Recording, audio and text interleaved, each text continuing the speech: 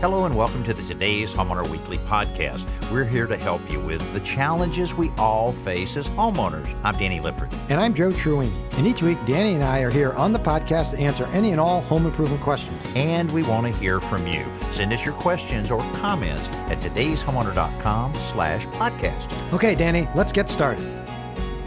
Today's Homeowner podcast is brought to you by the Home Depot. How doers get more done.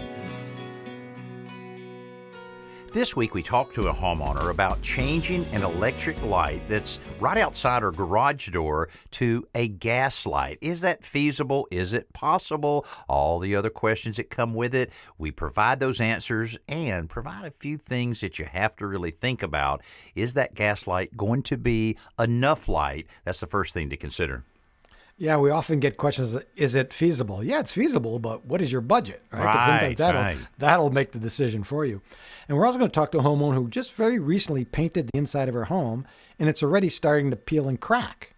She's trying to figure out what went wrong with that paint job. So we're going to talk her through that and offer a solution. Yeah, boy, I tell you, that is some frustrating things when you're spending some time and money on a paint project and it doesn't turn out right. And what's really frustrating is not knowing why. We'll offer a few suggestions there. And on our DIY project of the week, we'll tell you how you might be able to improve existing shelves that you have in your home. This has certainly been a very popular article, and we'll get to that in just a little bit. And I've got a simple solution on how to use your tape measure to help you remember and record dimensions. You know, sometimes you'll measure something, then you'll get to the saw, and it's like, wait a minute, what was that dimension exactly? So this will help improve your accuracy and keep you from cutting boards a little too short. Yeah, I love that one. Great simple solution. I've used that one myself. Okay, let's get started here. Tell you what, something that's we're about to introduce to you here in just a little while that Joe actually came up with, and I think it's such a clever idea. You know, first of all, when you have any kind of home improvement project or anything that you might be taking on, it can be a little overwhelming when you make out your list and realize how much is involved in a particular project. But if you break it down and you make it, put everything in bite-sized pieces, it all of a sudden becomes quite an easier, more obtainable task, and certainly something that can actually be construed as a challenge. And Joe, tell us all about this really great idea on the 7-day decluttering challenge. Everybody can benefit from this. Oh, that's exactly right. We're going to talk about how to sort of organize your house. This is a great time of year, right? Most of us are stuck indoors. We're not spending a lot of time outside here in the middle of February. And so I thought we could have a 7-day decluttering challenge, meaning every day for 7 straight days, you're going to do something in your home. And these are relatively small, quick little organizational projects that shouldn't, depending on the size of your house, it really shouldn't take more than 10 or 15 minutes, even less in some cases. So here they are. We're going to very quickly go through all 7. And you can do them, you don't have to do them this week, you can do them next week, whenever. But I would challenge you to do them in 7 consecutive days, because what will happen at the end of just 1 week, you'll notice considerable difference. And it's not taking an entire weekend. It's not taking a whole month to try to clean your house. It's just organizing. So here you go, day 1. And first of all, we do want to remind you that every single bit of this information will be available to you right now at todayshomeowner.com. You may want to print it out, put it on the refrigerator, and kind of, start following along, get the family involved in it and so forth. Sure. And talk about posting it on the refrigerator. That's where the challenge starts. That's right. Everything starts in the kitchen, right? So first, day 1, empty the refrigerator. And I'm talking empty the entire refrigerator. Go through every single shelf, every single drawer, discard any old food, anything that's been sitting, condiments. Take a look at the condiments that are probably on the door of your refrigerator. You might not even know you have them. Or what I discovered recently is I had like 2 bottles of ketchup, both half empty. I'm not sure how that happened. But so go through the refrigerator. Then if you have a pantry or a pantry cabinet, clean and reorganize that. Again, you'll find the same thing. You'll have several of the same items that you keep buying, not realizing they're in there. Get rid of anything you don't need. Donate it. Day 3, clear out the kitchen sink cabinet. Oh, When's the last time you crawled under there? Yes, You'd be surprised. There's some things. You know what my wife puts under there? We have a kind of What's a that? corner configuration in our current house. So there's like this void way back in there. And Right. For some reason, she's always put flower vases in there. Now, over the years, and of course, me being the big romantic that I am, she That's receives a lot of flowers. And that's why the vases are hidden in the back deepest corner of the cabinet. So now I just give her flowers and she can put her own vase in there. So anyway, but there's so many of those back in there, the collector items in there. So I know that's one of the things that I'll be pulling out on day 3. Good. Yeah, and if you have children in the house, that's really, you want to make sure there's nothing in there that can harm a child. So you want to clear out. But it would be convenient since they're smaller to send them up in there. See? Yeah, that's right. Because it's a little awkward to get them. So you say get in there and clear everything out, and don't touch the Ajax cleaning fluid. If they're not out at the end of the 7-day challenge, go get them. Right, it's good. Okay, so that was day 3. Day 4, go through all bookshelves. You look around your house, bookshelves, cabinets, magazines, donate all unwanted books. Here in Roxbury, Connecticut, where I live, the local library collects books every Saturday for a certain time of the year, and then they have a book sale. It's a great way to get rid of old books. Day 5, clean out clothes closets. And again, depending on the size of your house, and if you have a lot of children, this might take, half a day, but it shouldn't take much longer than that. Quickly go through the closet, and again, anything you've not worn like in a year or so, get rid of it. You're never going to miss it. That's right. It's absolutely right. And again, donate all unwanted shoes and clothing. Day 6, empty and clean bath vanity cabinets and medicine chests. And again, you're going to find items in there you're not even remember. It might be a prescription with your name on it, and it's like, what was this for, and why did I need it? Right. Yeah. And I'm not really sure. In fact, maybe Danny, you know this question. There was some debate about what you do with old prescriptions. People used to flush it down the toilet, but then it was getting into the stream, the water stream and rivers and everything, and harming wildlife. So I guess you can bring it back to the doctor, throw it out in regular trash. I'm not really sure, but in any case, you can talk to your medical professional and see what they recommend. Mm-hmm. But you clean out in the vanity cabinet, the same thing. And then the last day, organize one kid's room. Again, if you have 3 kids, you don't have to do all 3. Just take one room, the messiest one, I suspect, and organize that room. Donate all unwanted toys and books. Again, go through the child's closet. You're going to find clothes that he or she outgrew many months ago. And so there you go. Those are the 7 challenges. And again, we'll have Brandon, the producer, will post this online, so you'll see the 7-day challenge. And we'll look forward to hearing from anyone who undertook this challenge and completed it. Definitely. And we'll be checking, especially with our engineer Dennis, to make sure he is adhering to the challenge. No, we'll check with his wife. We'll check with his wife to make sure that Barb says that everything is going well. But you think of day 1, put Dennis to work. Day 2, find Dennis. That's right. So you think about it, and you think about what Joe just discussed here. None of these projects are very big or lengthy or take a lot of time and everything. And you'll feel good each and every one that you do, that you're becoming a little more organized. And just things just like the refrigerator. When you open the refrigerator and you have it cleaned and organized well, you really know, you can see what's in there, and so it's less likely for things to get old and not be used if you can see them. But when you got things stacked on top of everything and you're trying to dig through it, you're just going to miss a few things. And this way, you can get a lot more organized on each and every. And that goes for the freezer too, by the way. I didn't mention it specifically. When I say refrigerator, I meant refrigerator and freezer, because you'd be surprised what artifacts you might find buried in the back, a frozen chunk of who knows what. Once you chisel away all of the ice and say, "Oh, I remember that." That was 2014 was a really nice year for this piece of meat, but not anymore. Yeah, that's why they have those little labels sort of printed on those Ziploc bags. You're supposed to write the date. I don't know if anybody actually does that, but you might find something from like 1995 still in your freezer. Well, great. All right. Good information there, Joe. And we'll remind you about the 7-day decluttering challenge as we go along. And again, you can find print out a copy online right now at todayshomeowner.com. Right now, we're going to join Jan, who is with us right now, and a pretty good question there. Jan, welcome to the show. Hi. How are you? We're doing great. Well, what kind of a project do you have on your mind there? So I have natural gas that's already installed in my house for like my fireplace and water heater. Mm-hmm. And I was wondering, I would like to have the outside lights for my garage, the gas lanterns. They're electric now. Could I take those out and have gas lines run to those lights or to lanterns to have the natural gas lanterns outside there? Okay. Is that doable? Is it really costly? Jan, are these on posts or these are mounted to the garage wall itself? They are on the garage wall themselves. I have a brick home. Okay.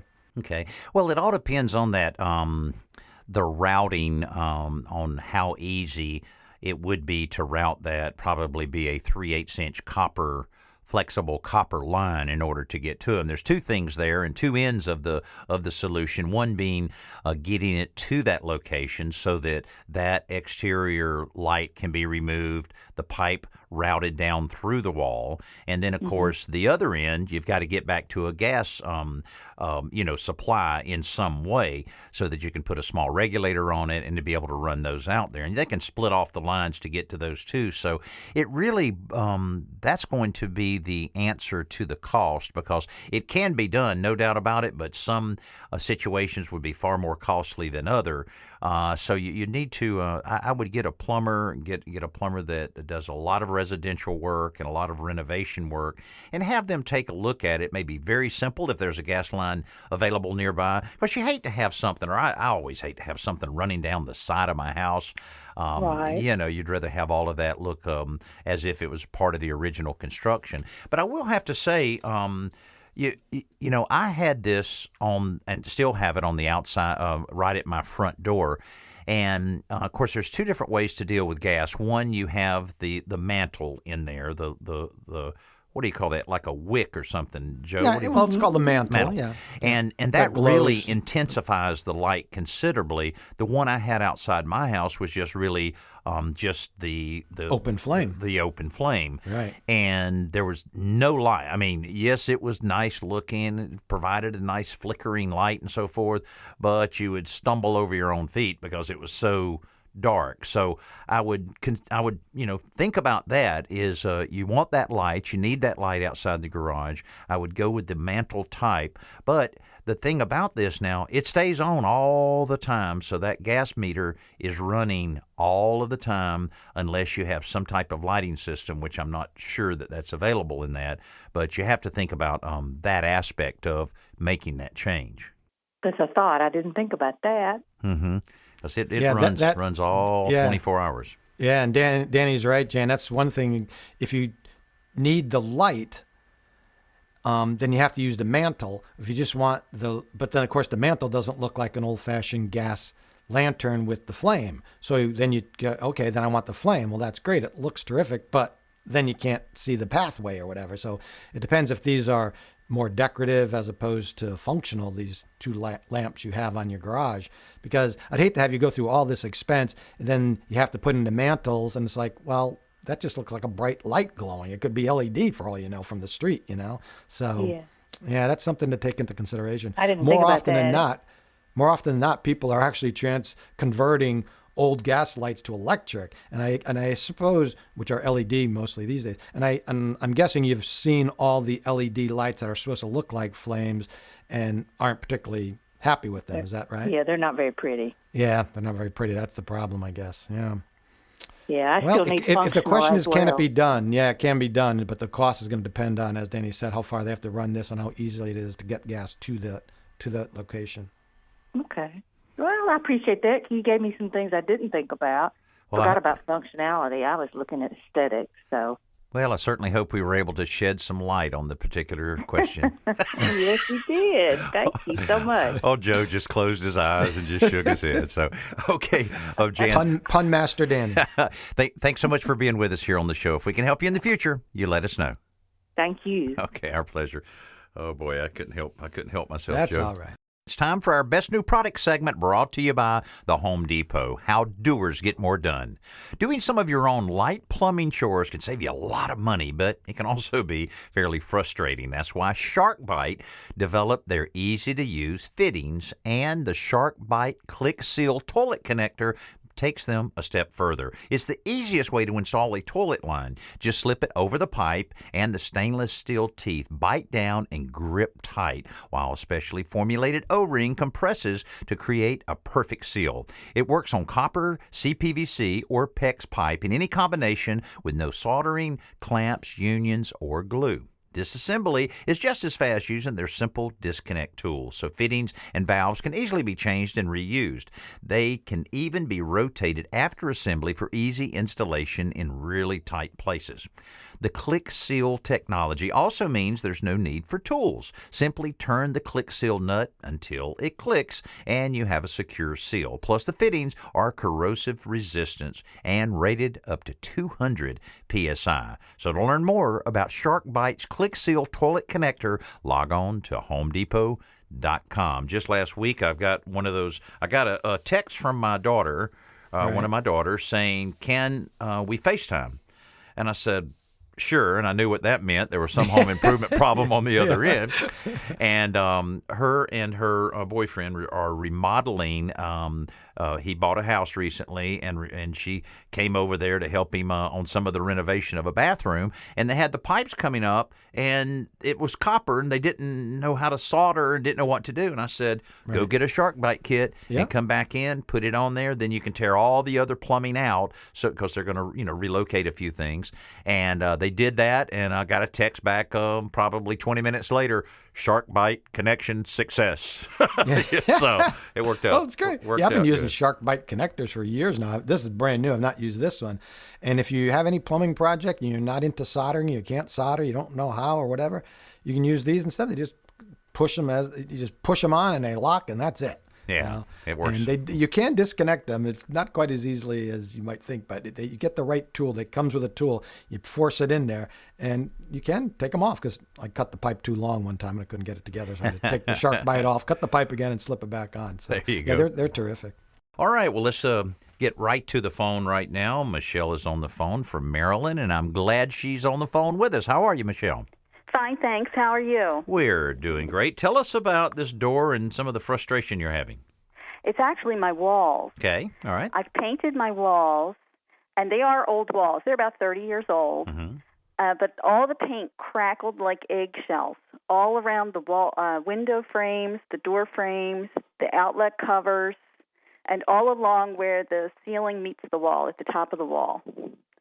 So I've sanded all that down, and I'd like to repaint, but I don't know what to use to prep it so it doesn't happen again. I got you. Any idea, are these walls drywall or are they plaster? It's drywall. Okay, all right. Well, I would suspect that any cracking that you're seeing there is not the drywall itself, that it would be previous paint that was put on it. When you're talking about cracking, is it, and you say eggshells, is it like a alligatoring effect where you have lots and lots of little small cracks? Yes, it's exactly like if you take a hard-boiled egg and tap it on the table. Yeah, there you go. It makes all these little hairline cracks. Gotcha. Okay, good way to describe it. Well, almost always that is a situation where a coating of paint was put on another coat of paint before it was completely dry. Now, that may be a situation. You mentioned the windows, so it could be exterior walls. Are there any of the interior walls that you're seeing this, or is it just the exterior walls? It's the interior as well, and it has happened in 4 other rooms. Okay. All right. Well, I would almost have to say, because, drywall is pretty forgiving, and you put paint on it, it soaks in pretty well, but if one coat was put on at some point, it's going to have that alligatoring or cracked egg look to it. And you mentioned in your email that you had sanded it, so it's gotten rid of a lot of that, but you're just fearful that it'll happen again. Exactly. Okay.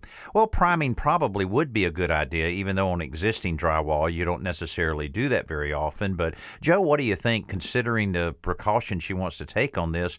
Would you recommend maybe putting a good quality drywall primer on before the finish coats? Yeah, I might actually step that up a little bit, Michelle. But one quick question. So you applied this paint on the inside of your home. Did it crack everywhere you applied it, or just in these 1 or 2 sections? Just along, I would say maybe 6 inches all around the door frames, the window frames, the outlet covers, and along the ceiling. Yeah, it's unusual that it would happen just in some spots, not all spots. But in any case, it often is, as Danny referenced, not properly prepped. But now that it's on the wall, you've sanded it smooth. Zinsser There's a company called Zinsser, Zinsser. You can find it at Home Depot. They make great primers. They also make a product called Peel Stop, Peel, Peel Stop. And it's a clear binding sealer. And you can apply that to almost any surface, including drywall. Read the label carefully. I'm pretty sure you can apply it over painted drywall. But what that does is that'll seal that surface, seal any cracking behind it, and it will accept latex paint. So at least check that out. You can go online to Zinsser and read more about it. Probably be easier than trying to read the label, the little tiny print on the label. Right. And I would find that product and read up on it, read the technical bulletin, and see if that sounds like something that because that does work great in certain situations, and I think it might work in yours. Okay, well, thank you so much. Hey, our You're pleasure. welcome. Best of luck on that. Get Thank started. you. Let's go ahead and finish it this weekend, okay? All right. Thank you so much. Okay, our pleasure. Bye-bye. You said that like you were going to go over and help. Yeah, I know it. Let's finish it this weekend. And it is that time of the hour where we visit Joe on the Simple Solution. And I'd also remind you on todayshomeowner.com, our website, /Simple Solution, there's over 500 video versions of the Simple Solution waiting on you right now. And I guarantee you, it's just like the old potato chip commercial. You just can't watch one. You're going to watch more, one after the other. Joe, have you ever been compared to a potato chip? No, but the good thing is no matter how many Simple Solutions you view or read, you're not going to ever have to go to the cardiologist because of it. That's right, exactly. These are low-fat tips. Okay, Dan, here you go. You know when you're using a tape measure to take dimensions and then cut a piece of wood or a pipe or whatever you're cutting, you take the dimension, and of course then you have to remember it. So what do? So when you get to the saw, you're cutting it to the correct length. So you could, take out a notepad, or some people can write it on the back of their hand, or scrap of wood or sheetrock or whatever. Here's a much easier way. What you do is you take your tape measure, and most tape measures have a decal with the brand name on it. And just, if you need to, you can heat it up. But ordinarily, if you just take a putty knife, you can scrape it off. So you're going to scrape off that decal from the side of your tape measure, then clean the surface. You can use solvent or Goo Gone or anything like that to remove any sticky residue. Then scuff it up. Take a piece of sandpaper, 120 or even 100 grit sandpaper, just scuff it up. What you're going to do is remove all the adhesive and create a roughened surface. And that slightly roughened surface will give the pencil something to bite into so you can write on it, because this is plastic and ordinarily it might be kind of slick. And that's it. So now you take your tape measure, you get the dimension, you write it right on the tape measure. Then you go over to the saw. You need to refer to it. It's right then and there. And you can write several of them. There's usually enough room to write several. And then you make your cut, right? And then the good thing is, because this is a roughened surface, you can erase the dimension. You can just erase it, and you're right back to a bare tape measure, ready to take the next measurement, and you can record it right there on the tape measure. You can't lose it. You can't forget it. You can still miscut it if you're not paying attention, but at least you have the correct dimension written down. Yeah, it's a great simple solution, and again, definitely a solution to a lot of problems when you have all of those fractions in your head and you're walking back and forth and that type of thing. It's very frustrating and can make a project go a lot longer than it should if you're constantly having to remeasure. So another great simple solution. Also, want to remind you about something we mentioned earlier. Joe came up with a fantastic 7-day decluttering challenge. I would love for you to take this challenge and do a little bit of organizing and cleaning every single day. You can go right now to todayshomeowner.com and see the different tasks for each of the 7 days. Very manageable, and you'll feel so good after you get all of those done. Now it's time for our DIY project of the week, how to improve your shelf design. This actually is something that we did in a recent episode of our Today's Homeowner television show. Number one, you can paint the walls and shelves the same color. Painting the walls and the shelf the same color instantly enhances their design because it makes the shelves look more like they're built in. Better yet, it minimizes any focus on details such as how the shelves are supported. And you want to add to the design's impact, well, paint the wall and the shelves a color that's different from all the other walls around them. That'll really make them stand out. Also, if you have some bargain basement shelf brackets, very functional but not particularly attractive looking, replace them. take those down and put up something that's much more stylish and look less institutional. Not only will they look better, but they can also improve the stability because they're probably going to be stronger than those bargain basement ones. Another idea is to add cleats to the shelving back and side walls. A cleat can be as simple as a piece of 1x2 lumber that runs the length of the shelf, so it can provide support at every point along the way, and it may eliminate or reduce the need for a certain number of shelf brackets. And most shelving are just about 3/4 of an inch thick. So what you can do is add a vertical 1x2 to the front edge of the shelf. Not only will it give it a perceived thickness, making it look more substantial, but also stiffen the shelf, making it much stronger and it won't sag as easily in the middle. And you can also review this whole article by going to todayshomeowner.com. Now it's time for our podcast question of the week, and you can send us one by simply going to todayshomeowner.com/podcast. Deborah in Georgia writes, I'm in an 80s condo and I want to remove the wall between my kitchen and dining room. How can I tell if the wall is load bearing? I really need some countertop space. Well, I can hear that frustration, and certainly a lot of people are looking at walls, and I wonder if we can remove that wall. Well, before you grab the sledgehammer, it does need to be looked at very carefully, especially if it's a condo. Now, I'm assuming, Joe, on this condo, there is nobody living above them, or the answer would be... If there is, then that's going to be much more difficult. Much more difficult to remove that. But, to have a structural engineer, one that deals with a lot of residential design and engineering involved in residential construction, they're everywhere. You can find these guys, and this is a very common request, and I would really suggest that being the first call. Now, there's a lot of very good, competent remodeling contractors that do a lot of removal of walls. Sometimes you feel like a remodeling contractor, you're actually removing more walls than you're building sometimes, because everybody loves the open floor plan. And if you can find someone you're confident with there that's done that quite a bit, they can look at it, because it's really not hard if you know how things are built to determine if it's a load-bearing wall. But we can't caution you enough to make sure that you take that little bit of time to find out if it's load-bearing or not.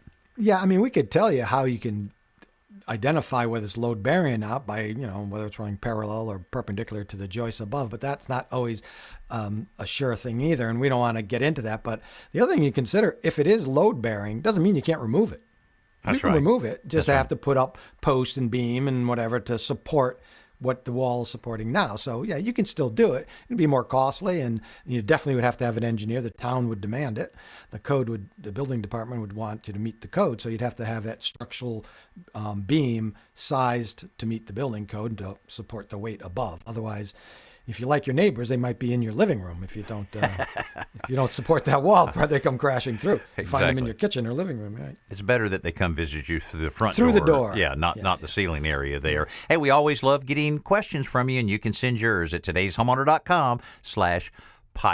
And we always appreciate these wonderful reviews we're getting. You guys are so nice to us to take the time to send in those great 5-star reviews. We certainly appreciate it. And we also appreciate the number of comments that come in. Recently, a lot of times we will have extra podcasts where we have someone that we feel that you would be interested in hearing, and certainly that was the case with a recent organizer, residential organizer, consultant, Candy Negus. It was an extremely popular one, and we had here a comment. Love Candy's approach. Thanks for having her on. She was so helpful to me.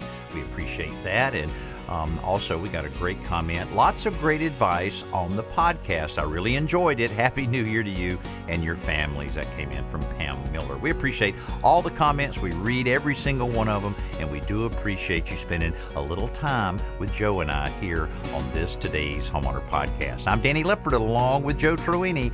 We'll see you soon.